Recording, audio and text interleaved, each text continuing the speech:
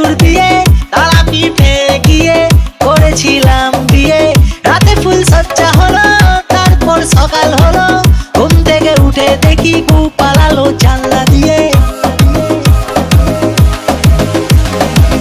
বউটা চলে গেল, মনটা ভেঙে গেল, প্রেস্টিজটা ছিল পাংচার হয়ে গেল।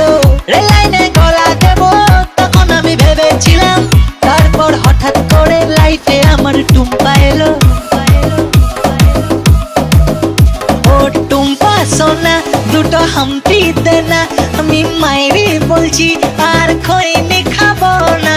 চাঁদনি রাতে আমি টুম্পার সাথে যাবো ডিনার ডেটে।